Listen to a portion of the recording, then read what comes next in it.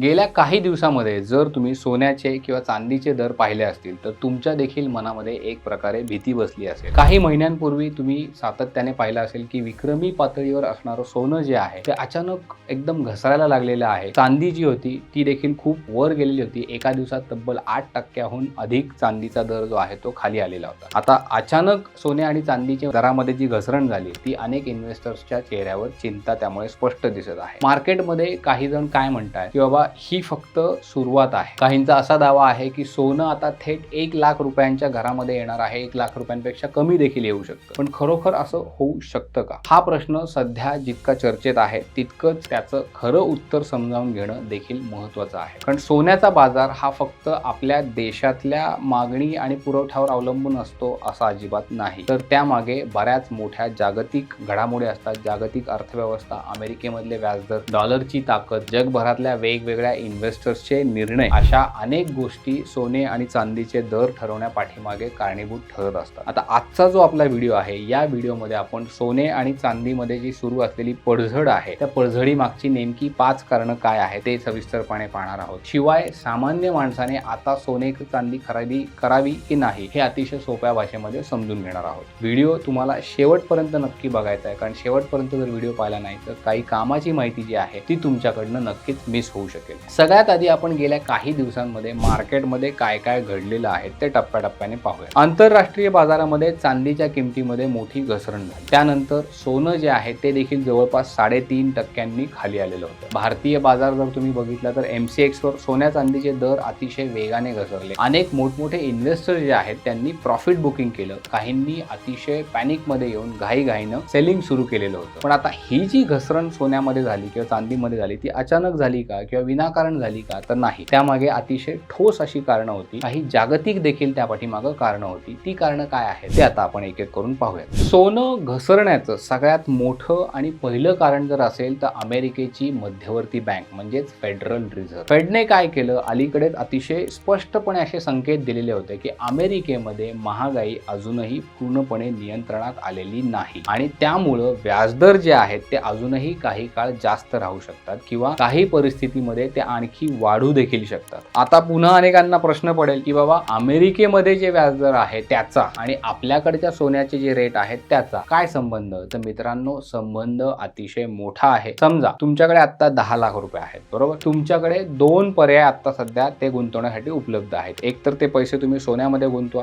किंवा जास्त व्याज देणाऱ्या सरकारी बॉन्ड्स मध्ये गुंतवा। जर बॉन्ड्सवर तुम्हाला जास्त व्याज मिळतंय, सुरक्षित रिटर्न्स मिळतात, तर मोठमोठे इन्व्हेस्टर्स सुद्धा सोन्यातले पैसे काढतात आणि बॉन्डकडे वळतात। त्यामुळं बाजारामध्ये सोन्याची मागणी जी आहे ती तुलनेनं कमी होते। जागतिक बाजारामध्ये त्याची किंमत जी आहे ती घसरते। म्हणूनच फेडने केलेल्या प्रत्येक वक्तव्याकडे संपूर्ण जगाचं लक्ष असतं। आता दुसरी महत्त्वाचं जर कारण बघितलं तर अमेरिकन डॉलर। सध्या तुम्ही अमेरिकन डॉलर जर बघितला तर अतिशय मजबूत झालेला आहे। डॉलर मजबूत झाला की इतर देशांसाठी सोनं महाग होतं। का? कारण सोन्याचे जे काही इंटरनॅशनल ट्रान्झॅक्शन ते डॉलरमध्ये होतात। डॉलरचा भाव वाढला तर भारत असेल, जपान असेल किंवा युरोपमधले इतर काही देश असतील, इन्व्हेस्टर्स असतील, त्यांना सोनं खरेदी करायचं म्हटलं तर डॉलरमध्ये पैसे द्यायला लागतात, त्या अर्थातच जास्त द्यायला लागतात। त्यामुळे जागतिक मागणी जी आहे ती सोन्याची कमी होते। सोन्याच्या किमतीवर त्याचा मोठा दबाव येतो। डॉलर आणि सोनं यांचं नातं जे आहे ते नेहमी उलट असतं, इन्व्हर्स असतं, हे कायम लक्षात ठेवा। तिसरं कारण जर बघितलं तर गोल्ड ETF। अनेक सामान्य गुंतवणूकदार ETFच्या माध्यमातून सोन्यामध्ये गुंतवणूक करत असतात। जेव्हा ETF मध्ये पैसा येतो तेव्हा तो जो फंड असतो त्यांना प्रत्यक्ष सोनं खरेदी करायला लागतं। पण जेव्हा इन्व्हेस्टर ते पैसे काढून घेतात तेव्हा ETFला तेच सोनं विकायला देखील लागतं। म्हणजे तुम्ही जर बघितलं तर सध्या गोल्ड आणि सिल्वर ETF मधनं जवळपास 2 अब्ज डॉलर्सचा फंड जो आहे तो बाहेर पडलाय। इन्व्हेस्टरने प्रॉफिट बुकिंग केलेलं आहे। मग आता हे जे 2 अब्ज डॉलर्स आहेत तेवढं सोनं त्यांना विकायला, त्यामुळे जागतिक मार्केटमध्ये सोन्याच्या विक्रीचा दबाव वाढलेला आहे। म्हणजे मित्रांनो, ग्लोबल मार्केटमध्ये एवढी किचकट माहिती जी आहे ती आपण नेहमी तुम्हाला अतिशय सोप्या भाषेमध्ये डिकोड करत असतो आणि पैसा पाणी शिवाय एवढं सोप्या भाषेमध्ये तुम्हाला इतर कुठलंही चॅनल ही माहिती देत नाही। ही माहिती जर तुम्हाला महत्त्वाची वाटत असेल, समजत असेल, आवडत असेल तर या व्हिडिओला आत्ता लगेच एक लाईक करा आणि पैसा पाणी या चॅनलला सबस्क्राईब करायला अजिबात विसरू नका. आता पुन्हा एकदा आपल्या मूळ विषयाकडे येऊ. सोनं खरंच 1 लाखाच्या खाली जाणार का असं जे काही लोक म्हणतात त्याच्यामध्ये कितपत तथ्य आहे ते थोडंसं आपण तपासून बघूया. सोन्याचे भाव पडण्याचं आणखी एक महत्त्वाचं कारण म्हणजे